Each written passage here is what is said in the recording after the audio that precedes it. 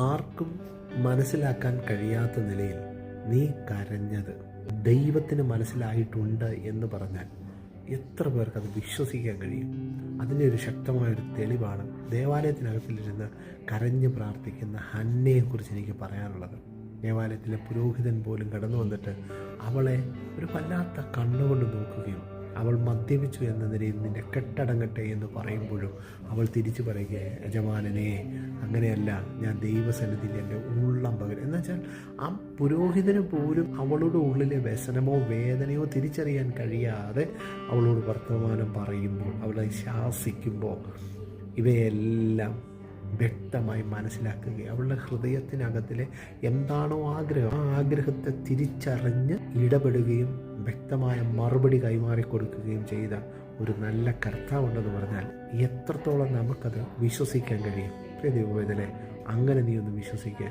നീ ഉള്ളുപൊട്ടി വാഹനത്തിലിരുന്നായിരിക്കാം, ജോലി ചെയ്യുന്ന സ്ഥലത്തിരുന്നായിരിക്കാം, അല്ലെങ്കിൽ നിൻ്റെ ഭവനത്തിലെ അടുക്കളയിലോ പ്രാർത്ഥനാ മുറിയിലോ ഇരുന്നായിരിക്കാം ആ നിലവിളിച്ച് കരഞ്ഞു പ്രാർത്ഥിക്കുന്നത്. ആ പ്രാർത്ഥന എൻ്റെ ദൈവം കേൾക്കും.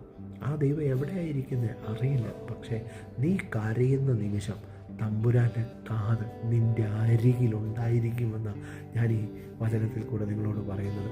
പിന്നീട് ചില നാളുകൾ കഴിഞ്ഞപ്പോൾ സാമുവേൽ ബാലനെയും കൊണ്ട് ഹന്ന ദേവാലയത്തിൽ വന്ന് ഏലി പുരോഹിതൻ്റെ മുമ്പിൽ പറയുക, യജമാനനെ അന്ന് ദേ ഇവിടെ ഇരുന്ന് പ്രാർത്ഥിച്ചത് ഇവന് വേണ്ടിയിട്ടായിരുന്നു എന്നൊരു സാക്ഷ്യം ഹന്ന പറയുമ്പോൾ ആ വചനത്തിൻ്റെ ശക്തി എത്രയും ബലമുള്ളതാണ് എന്നൊന്ന് ഓർത്ത് നോക്കിക്കേ.